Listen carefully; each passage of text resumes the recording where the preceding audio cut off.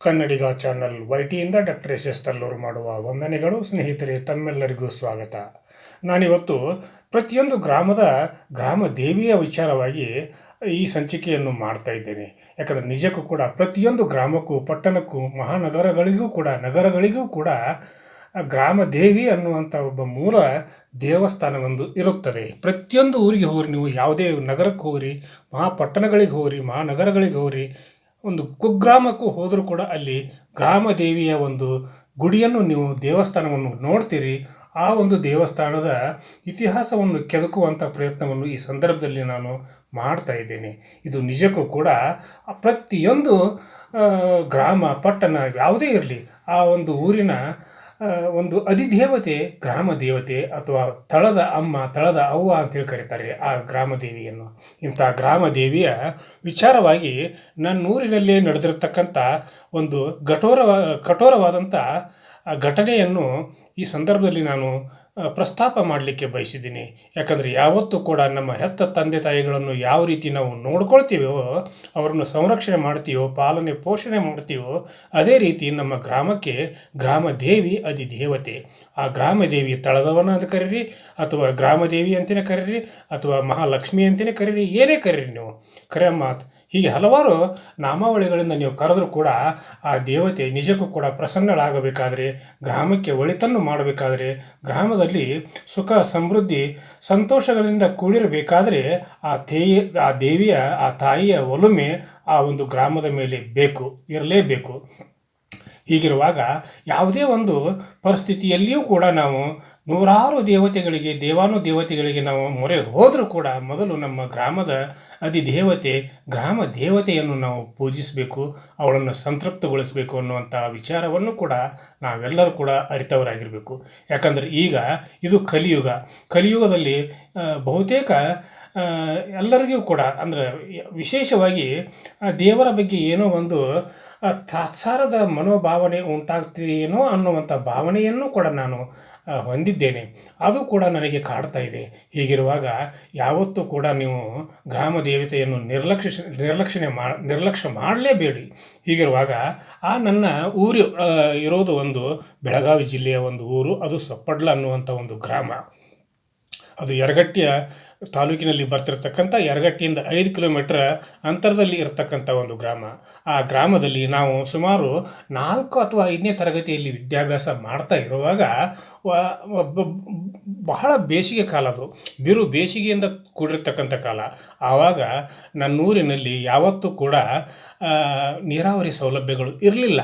ಇರೋದು 2 ಬಾವಿ, ಒಂದು ಕುಡಿಲಿಕ್ಕೆ, ಒಂದು ಬಳಸಲಿಕ್ಕೆ. 2 ಬಾವಿಗಳ ನೀರನ್ನು ನಾವು ಬಳಸ್ತಾ ಇದ್ದೀವಿ. ಆವಾಗ ಬೋರ್ ಇರಲಿಲ್ಲ, ನಮ್ಮ ಊರಿಗೆ ಕೆನಾಲ್ ಇರಲಿಲ್ಲ, ಯಾವುದೇ ಒಂದು ನೀರಾವರಿ ಸೌಲಭ್ಯಗಳು ಇರಲಿಲ್ಲ. ಹೀಗಿರುವಾಗ ಆ ಒಂದು ಸಿಹಿ ನೀರಿನ ಬಾವಿಯಿಂದ ಸಾಕಷ್ಟು ಪ್ರಮಾಣದಲ್ಲಿ ನಮ್ಮ ಊರಿನ ಜನತೆ ಕುಡಿತಿದ್ರು ಮತ್ತು ಬಳಸೋ ಬಾವಿಯಿಂದ ತರತಕ್ಕಂಥ ನೀರನ್ನು ಬಟ್ಟೆ ತೊಳಿಲಿಕ್ಕೋ ಅಥವಾ ಇನ್ನಿತರ ಯಾವುದೇ ಒಂದು ಕೆಲಸಕ್ಕೂ ಕೂಡ ಅದನ್ನು ಬಳಸ್ಕೊಳ್ತಿದ್ರು. ಹೀಗಿರುವಾಗ ನಮ್ಮ ಊರಿನ ಒಂದು ಸಿಹಿ ನೀರಿನ ಬಾವಿಯಿಂದ ಯರಗಟ್ಟಿಯ ಧನಿಗಳು ಅಂತೇಳಿ ಕರೀತಾರೆ, ದೇಸಾರ್ ಮಣಿತನದು, ಮನೋಹರ ದೇಸಾಯಿ ಅನ್ನುವಂಥವರು ಅಲ್ಲಿ ಅವಾಗ ಇದ್ದರು. ನಾನು ಅವರನ್ನು ಕೂಡ ನೋಡಿದ್ದೇನೆ. ಹೀಗಿರುವಾಗ ದೊಡ್ಡ ದೇಶಗತಿ ಮನೆತನ, ಆ ಒಂದು ಪ್ರತಿಷ್ಠಿತ ಮನೆತನದ ಅವರು ಕೂಡ ಟಾಂಗಾಗಳ ಮೂಲಕ, ಅಂದರೆ ಕುದುರೆ ಗಾಡಿಯ ಮೂಲಕ ನನ್ನೂರಿನಿಂದ ನೀರನ್ನು ತರಿಸಿಕೊಂಡು ಕುಡಿತಿರ್ತಕ್ಕಂಥ ವಿಚಾರವನ್ನು ಕೂಡ ನಾನು ತಿಳಿದಿದ್ದೇನೆ ಮತ್ತು ನಾನು ನೋಡಿದ್ದೇನೆ ಕೂಡ. ಹೀಗಿರುವಾಗ ಇಂಥ ಒಂದು ಪರಂಪರೆ ಇರ್ತಕ್ಕಂಥ ಒಂದು ಸಮೃದ್ಧವಾಗಿರ್ತಕ್ಕಂಥ ನಮ್ಮ ಊರು, ಆ ಊರಿನಲ್ಲಿ ಆಗಿರ್ತಕ್ಕಂಥ ಒಂದು ಘನಘೋರ ಘಟನೆಯನ್ನು ಕೂಡ ಈ ಸಂದರ್ಭದಲ್ಲಿ ನಾನು ಪ್ರಸ್ತಾಪ ಮಾಡ್ತೀನಿ. ಯಾಕಂದರೆ ನಮ್ಮ ಊರಿನಲ್ಲಿ ನಾವು ಚಿಕ್ಕವರಿದ್ದಾಗ ಮಂದಿರಗಳು, ಅಂದರೆ ದೇವಸ್ಥಾನಗಳು ಶಿಥಿಲಾವಸ್ಥೆಯಲ್ಲಿದ್ದು, ಈಗೆಲ್ಲವೂ ಕೂಡ ಅವು ಈಗ ಪುನರ್ಜೀವನಗೊಂಡು ಅವು ಈಗ ಕಂಗೊಳಿಸ್ತಾ ಇದ್ದಾವೆ ಅನ್ನುವಂಥ ಮಾತನ್ನು ಕೂಡ ಈ ಸಂದರ್ಭದಲ್ಲಿ ನಾನು ಉಲ್ಲೇಖ ಮಾಡಲಿಕ್ಕೆ ಬಯಸ್ತೀನಿ.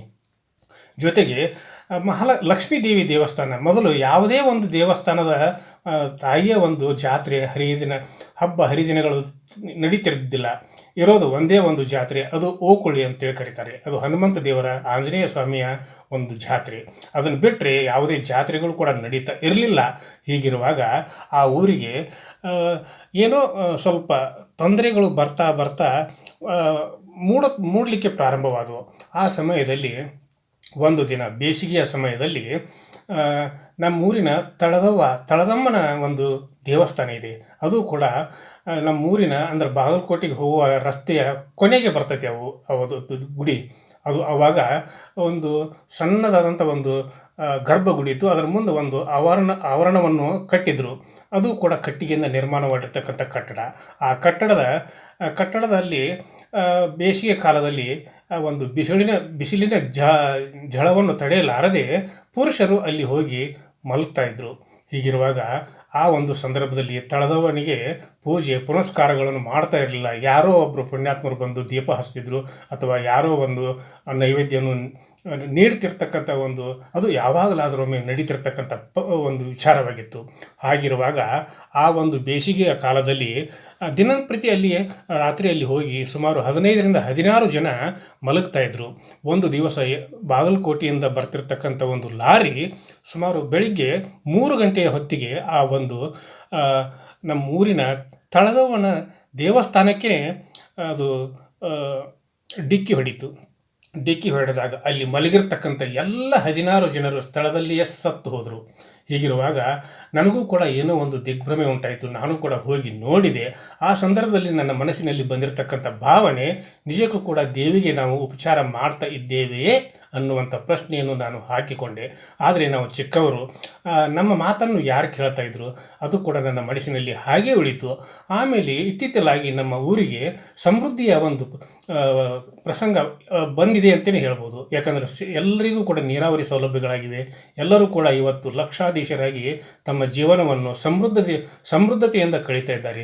ಹೀಗಿರುವಾಗ ನಮ್ಮ ಊರಿನ ಲಕ್ಷ್ಮೀ ದೇವಸ್ಥಾನವನ್ನು ನಿರ್ಮಾಣ ಮಾಡಿ ಪ್ರತಿ ವರ್ಷ ಆ ಒಂದು ಲಕ್ಷ್ಮೀ ದೇವಸ್ಥಾನ 3 ವರ್ಷಕ್ಕೊಮ್ಮೆ ಲಕ್ಷ್ಮೀ ದೇವಸ್ಥಾನದ ಜಾತ್ರೆಯನ್ನು ವಿಜೃಂಭಣೆಯಿಂದ ಮಾಡ್ತಾರೆ. ಹೆಣ್ಮಕ್ಕಳು, ಗಂಡು ಮಕ್ಕಳು ಹಾಗೂ ಊರಿನ ತವರ ಮನೆಗೆ ಬರ್ತಕ್ಕಂಥ ಹೆಣ್ಮಕ್ಳು, ಸೊಸೆಯಂದರು ಎಲ್ಲರೂ ಕೂಡಿಕೊಂಡು ಸಂಭ್ರಮದಿಂದ ಜಾತ್ರೆಯನ್ನು ಮಾಡ್ತಾಯಿದ್ದಾರೆ. ಅದು ಜಾತ್ರೆ ಮಾಡುವುದು ಪ್ರಾರಂಭವಾದಾಗಿನಿಂದಲೂ ಕೂಡ ಆ ಒಂದು ನಮ್ಮೂರು ನಿಜಕ್ಕೂ ಕೂಡ ಸಂಭ್ರಮದಿಂದ ಸಮೃದ್ಧಿಯನ್ನು ಹೊಂದುತ್ತಾ ಇದೆ ಅಂತಲೇ ಹೇಳ್ಬೋದು. ಹೀಗಿರುವಾಗ ಅಲ್ಲಿಯೂ ಕೂಡ ಈಗ ನನಗೆ ಕಾಣಿಸ್ತಿರ್ತಕ್ಕಂಥ ಹಾಗೂ ನನಗೆ ದಿಗ್ಭ್ರಮೆಯನ್ನು ಹುಟ್ಟಿಸಿರ್ತಕ್ಕಂಥ ಒಂದು ಸಂಗತಿ ಏನೆಂದರೆ, ತಳದವನ ಗುಡಿಗೆ, ತಳದವನ ದೇವಸ್ಥಾನಕ್ಕೆ, ತಳದಮ್ಮನಿಗೆ ಯಾವತ್ತೂ ಕೂಡ ಇಲ್ಲಿಯವರೆಗೂ ಕೂಡ ಅಲ್ಲಿಯ ಜನ ಒಂದು ಕಾಳಜಿಯನ್ನು ಮಾಡ್ತಾ ಇಲ್ಲ. ಅಲ್ಲಿ ದೇವಸ್ಥಾನವನ್ನು ನಿರ್ಮಾಣ ಮಾಡಿಲ್ಲ.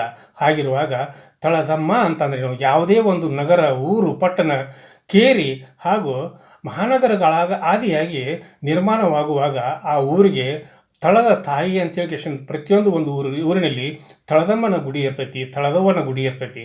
ಆ ಗುಡಿ ಪ್ರತಿಯೊಂದು ಊರಿನಲ್ಲಿಯೂ ಕೂಡ ಇವೆ. ಅವನ್ನು ನಾವು ಹಲವಾರು ಹೆಸರುಗಳಿಂದ ಕರೆದರೂ ಕೂಡ ಅದು ತಳದವ್ವ, ತಳದಮ್ಮ ಅಂತೇಳಿ ನಾವು ಕರಿತೀವಿ. ಹೀಗಿರುವಾಗ ಆ ಒಂದು ದೇವಸ್ಥಾನದ ಹಬ್ಬ ಹರಿದಿನಗಳಲ್ಲಿ ಅಷ್ಟೇ ಅವುಗಳನ್ನು ನೆನಪಿಸಿಕೊಳ್ಳುವುದು ಬೇಡ. ಈಗ ಸರ್ಕಾರಗಳು ಸಾಕಷ್ಟು ಪ್ರಮಾಣದಲ್ಲಿ ದೇವಾಲಯಗಳಿಗೆ ಜೀರ್ಣೋದ್ಧಾರಕ್ಕಾಗಿ ಸಹಾಯವನ್ನು ನೀಡ್ತಾ ಇವೆ. ಊರಿನವರು ಕೂಡ ಸೇರಿಸಿ ಎಲ್ಲರೂ ಕೂಡ ಆ ತಳದವನ ಒಂದು ದೇವಸ್ಥಾನವನ್ನು ನಿರ್ಮಾಣ ಮಾಡಿ ತಾಯಿಗೆ ಒಬ್ಬ ಆಚಾರ್ಯ ಅಂದರೆ ಪೂಜಾರಿಯನ್ನು ನೇಮಕ ಮಾಡಿ ಪ್ರತಿದಿನ ತಾಯಿಯ ಒಂದು ಪೂಜೆ ಪುನಸ್ಕಾರಗಳನ್ನು ಮಾಡ್ತಾ ಆ ಒಂದು ಕಾರ್ಯವನ್ನು ಕೈಗೊಂಡ್ರೆ ನನ್ನೂರಿನಾದಂಥ ಸೊಪ್ಪಡ್ಲಾಗಿರ್ತಕ್ಕಂಥ ನನ್ನೂರು, ಆ ಊರಿನ ಭವಿಷ್ಯ ಇನ್ನೂ ಕೂಡ ಉಜ್ವಲವಾಗ್ತೈತಿ. ಆಮೇಲೆ ಆ ಊರಿನಲ್ಲಿ ಇರ್ತಕ್ಕಂಥವ್ರಿಗೆ ಪ್ರತಿಯೊಬ್ಬರಿಗೂ ಕೂಡ ಇನ್ನೂ ಒಳಿತಾಗಲಿಕ್ಕೆ ಸಾಧ್ಯ ಅನ್ನುವಂಥ ಒಂದು ವಿಚಾರವನ್ನು ಕೂಡ ನಾನು ಈ ಸಂದರ್ಭದಲ್ಲಿ ಆ ಊರಿನ ಜನರಿಗೆ ತಿಳಿಸ್ತಾ ಇದ್ದೇನೆ. ಹೀಗಿರುವಾಗ ಪ್ರತಿಯೊಬ್ಬರು ಕೂಡ ನಿಮ್ಮ ಊರಿನ ತಳದಮ್ಮ, ತಳದವ್ವ ಹಾಗೂ ಮಹಾಲಕ್ಷ್ಮಿ ಏನಾದರೂ ಒಂದು ಕರೀರಿ ನೀವು. ಆದರೆ ಆ ದೇವಸ್ಥಾನದ ಬಗ್ಗೆ ನಿಮಗೆ ಕಳಕಳಿ ಇರಲಿ ಹಾಗೂ ಆ ದೇವರ ಬಗ್ಗೆ ನಿಮಗೆ ಒಂದು ಭಕ್ತಿ ಭಾವ ಇರಲಿ. ಏನೇ ನೀವು ಕೆಲಸ ಕಾರ್ಯಗಳನ್ನು ಕೆಲಸ ಕಾರ್ಯಗಳನ್ನು ಮಾಡುವ ಪೂರ್ವದಲ್ಲಿ ತಳದವ್ವನ ದೇವಸ್ಥಾನಕ್ಕೆ ಹೋಗಿ ನೀವು ಬೇಡಿಕೊಂಡರೆ, ಹರಕೆಯನ್ನು ಹೊತ್ತರೆ ನಿಮ್ಮೆಲ್ಲ ಸಂಕಷ್ಟಗಳು ಪರಿಹಾರ ಆಗ್ತವೆ ಅನ್ನೋದಕ್ಕೆ ತಳದವ್ವನ ಒಂದು ವಿಚಾರವನ್ನು ಈ ಸಂದರ್ಭದಲ್ಲಿ ನಾನು ಹೇಳಲಿಕ್ಕೆ ಬಯಸ್ತೀನಿ. ಹೀಗಿರುವಾಗ ಈ ಸಂಚಿಕೆ ನಿಮಗೆಲ್ಲರಿಗೂ ಕೂಡ ಇಷ್ಟ ಆಗಿದೆ ಅಂತೇಳಿ ನಾನು ಭಾವಿಸ್ತೀನಿ. ಹೀಗೆ ಆದ್ದರಿಂದ ಪ್ರತಿಯೊಬ್ಬರೂ ಕೂಡ ಪ್ರತಿ ಊರಿನಲ್ಲಿಯೂ, ಪ್ರತಿ ಪಟ್ಟಣದಲ್ಲಿಯೂ, ಪ್ರತಿ ನಗರಕ್ಕೂ ಕೂಡ ಈ ಸಂಚಿಕೆಯನ್ನು ತಲುಪಿಸ್ರಿ. ನಿಮ್ಮೂರಿನ ಗ್ರಾಮ ದೇವತೆಯ ಆಶೀರ್ವಾದ ನಿಮ್ಮೆಲ್ಲರ ಮೇಲೆ ಇರಲಿ ಅನ್ನುವಂಥ ಒಂದು ವಿಚಾರದೊಂದಿಗೆ ಇವತ್ತಿನ ಸಂಚಿಕೆಯನ್ನು ಇಲ್ಲಿಗೆ ಮುಗಿಸುವುದಕ್ಕೆ ಪೂರ್ವದಲ್ಲಿ ಕನ್ನಡಿಗ ಚಾನಲ್ YT ಇದು ನಿಮ್ಮೆಲ್ಲರ ಚಾನಲ್ಲು, ಸಮಸ್ತ ಕನ್ನಡಿಗರ ಚಾನಲ್ಲು. ಕನ್ನಡಿಗ ಚಾನಲ್ YTಯಲ್ಲಿ ಬರ್ತಿರ್ತಕ್ಕಂಥ ಪ್ರತಿಯೊಂದು ಸಂಚಿಕೆಗಳು ಸತ್ಯವಾಗಿರ್ತವೆ ಅನ್ನೋದಕ್ಕೆ ಇದು ಕೂಡ ಸಾಕ್ಷಿ. ಆದ್ದರಿಂದ ನಿಮ್ಮ ಕಮೆಂಟನ್ನು ಮಾಡಿರಿ ಹಾಗೂ ನನಗೆ ನಿಮ್ಮ ಲೈಕ್ ಕೂಡ ಬೇಕು, ಸಬ್ಸ್ಕ್ರೈಬ್ ಕೂಡ ಬೇಕು ಅನ್ನುವಂಥ ಮಾತನ್ನು ಹೇಳ್ತಾ ಇವತ್ತಿನ ಸಂಚಿಕೆಯನ್ನು ಇಲ್ಲಿಗೆ ಮುಗಿಸಿ ನಾಳಿನ ಸಂಚಿಕೆಯೊಂದಿಗೆ ತಮ್ಮ ಜೊತೆಗೆ ಹಾಜರಾಗ್ತೀನಿ. ಅಲ್ಲಿವರೆಗೂ ನನ್ನ ನಮಸ್ಕಾರ ನಮಸ್ಕಾರ ನಮಸ್ಕಾರ.